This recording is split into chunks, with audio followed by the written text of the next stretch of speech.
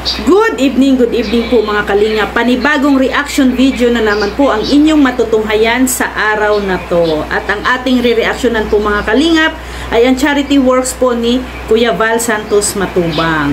Ayan, lingid po sa inyong kaalaman mga kalingap, yung mga upload po ni Kuya Val. Kung napapansin po ninyo yung nirescue niya po yung dalawang Amerikano. Pinuntahan po ni Kuya Val. May kumontak po kay Kuya Val na naghihingi po ng tulong, isang concerned citizen. Sana ay laging may ganyan, may mga concerned citizen na gustong tumulong sa kanilang mga constituent. So itong Amerikano na to mga kalingap ay wala pong makain. At yung isa pong kasamahan, may sakit pa. Kaya, siguro, yun ang naisip ng isang concerned citizen na kontakin po si Kuya Val. Kasi siguro, sa kanilang kalagayan, hindi po nila kaya na tulungan po ang dalawang Amerikanong ito na kilala po nila. So, nung pinuntahan po ni Kuya Val, nandoon po sa isang bahay at kumakain po si Larry. At yun ay kinausap po ni Kuya. At in-interview ni Kuya kung paano sila napunta dito sa may Pilipinas. So, sabi ni Larry ay 2009 pa daw siya, nandyan po sa Pilipinas na napunta. Yung kanyang trabaho pala noon ay isang mga treasure hunt, may mga project sila, mga treasure. So, siguro, wala silang makitang treasure or ang sabi ay parang niloko or ano ba yung mga kasama niya. So, napaiwan yata si Larry. So, nung tinanong siya ni Kuya Val kung anong trabaho niya sa US, sabi daw ay kontralista. Hindi ko alam, kung anong klaseng trabaho yan. Hindi masyadong familiar sa akin yung binanggit ni Larry na trabaho niya doon sa US. Pero dito sa Pilipinas, wala po siyang trabaho. So, mantakin nyo, 2009. Ano na tayo ngayon, 2024 na tayo ngayon, ilang taon na rin ang nakalipas. Then ito si Larry ay single, walang pamilya, walang kamag-anak, pero siguro may mga kapatid, may magulang. Syempre nag-worry din yun, ang kanyang pamilya sa Amerika. Hindi na nila makontak ng mga isang dekada si Larry, yung pamilya nila dito. Kasi nga po, ang rason po ay wala na po siyang cellphone. So hindi niya na po makontak kung sino yung dapat niyang makontak. Yan yung mahirap mga kalingap na yung wala kang any na gadget na magagamit para makontak mo ang inyong mahal sa buhay, mga kaibigan na tutulong sa inyo. So, buti na lang po na mayroong isang Kuya Val Santos Matubang, may isang programa ni Kuya Val na lingapin ang mga dapat lingapin. At syempre, siguro itong nagkontak kay Kuya ay isang followers din po ni Kuya at si Kuya talaga ang naisipan niya na kontakin para tumulong dito sa dalawang Amerikanong ito. So, alam yung mga kalingap, nung kinakausap na sila ni Kuya, kinoconvince ni Kuya na doon na sa dait, sasama na kay Kuya. Buti na lang ay pumayag si Dan, si Dan yung isang Amerikano na may karamdaman. Ang kwento naman noon, habang naglalakad daw po ay natapilok, natapilok siya. So may na-dislocate yung kanyang siguro bones or hindi natin alam. Kasi sa atin naman, mga Pilipino, pag mga ganyan-ganyan, mga dislocation lang, hilot ang katapat niyan. Pero, syempre, mas maganda pa rin na ipa-check up ni Dan ang kanyang mga paa. Kasi, syempre, may mga infection na. So, may sugat, ang kanyang paa. O, kailangan talaga i-check up.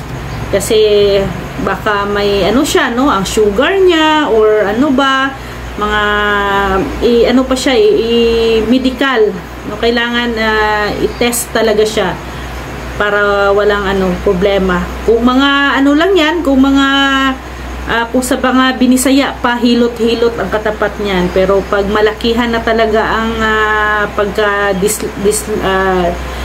dislocate, ay kailangan na talaga ng siyensya. At syempre alam nyo na, pag siyensya, so isa lang ang nun, kailangan ng isemento, no? Sementuhin para mabalik siya sa form. Or depende sa doktor kung ano ang mga ang advice ng doktor sa kanya. So itong dalawang Amerikano na to, mga kalingap, kailangan po talaga nila ng tirahan pansamantala, no? Habang nandito sila sa Pilipinas, kasi yung yung isang Amerikano is injured, wala pa silang trabaho, halos wala na daw silang makain sa isang araw, no? Salamat na lang daw kung makakakain sila ng isang beses sa isang araw. Paano pag matumal ang nila, kasi sabi diyan lang sa tabi-tabi sila naghahanap ng mga para makain lang, so paano pag matumal, lalo na sa daet na area, maulan, paano na sila, paano ang pagkain nila, hanap buhay, wala. So kailangan talaga nila ng matirhan, at syempre nandyan si Kuya Val ang tumulong sa kanila. Then yung area kasi po nila, mga kalingap, no, medyo malayo din, malayo sa kabihasnan, malayo sa bayan. So hirap din yan na mapa-check up, no? At syempre sa kanyang kalagayan, no, kailangan talaga na magpa-check up na talaga. Kasi syempre wala silang kakayahan na magpa-check up sa doktor. Buti na lang talaga ay pinuntahan agad sila ni Kuya Val. Sa sobrang busy ni Kuya Val, may oras si Kuya Val sa kanila na puntahan, at syempre yayain, i-welcome sa bahay nila Kuya Val. Ganyan po ang isang Kuya Val Santos Matubang.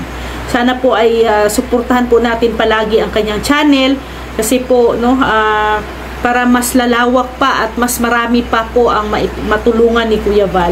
So pinuntahan ni Kuya Val yung bahay ng dalawang Amerikano, no? Grabe, sobrang dumi. Maraming mga ipot ng kalapati yata yun, no? Mga ganun. So ang dumi.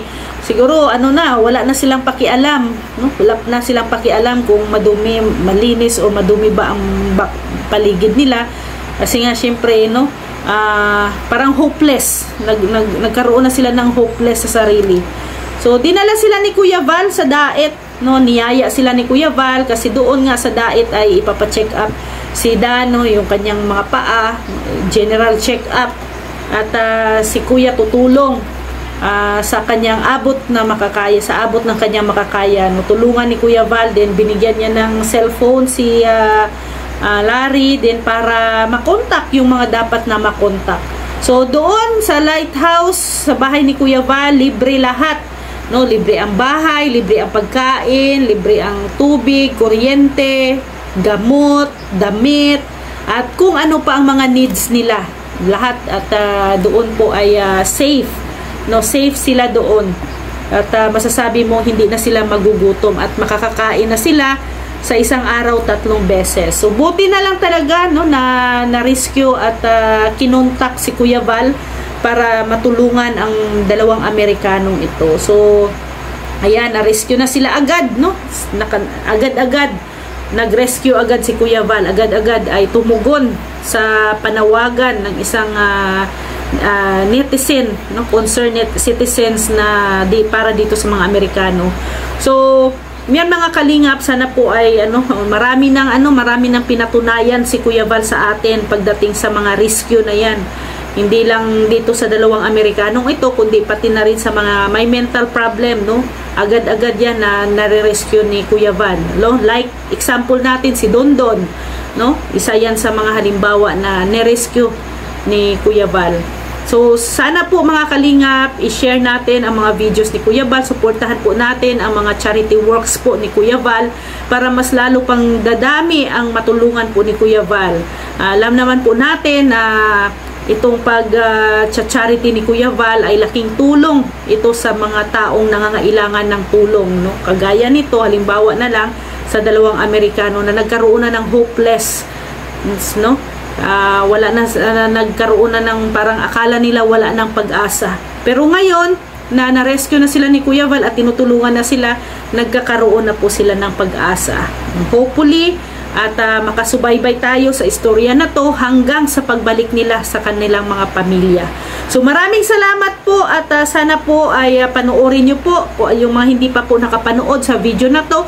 Puntahan nyo po ang channel ni Kuya Val Santos Matubang. Doon po makikita po ninyo ang buong detalye sa pag-rescue sa dalawang Amerikano na to.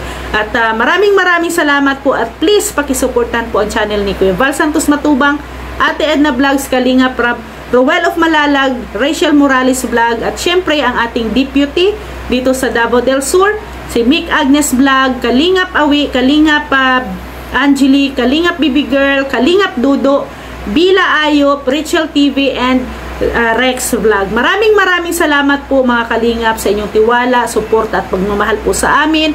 Hanggang bukas ulit po, maraming salamat. God bless everyone. Bye-bye po.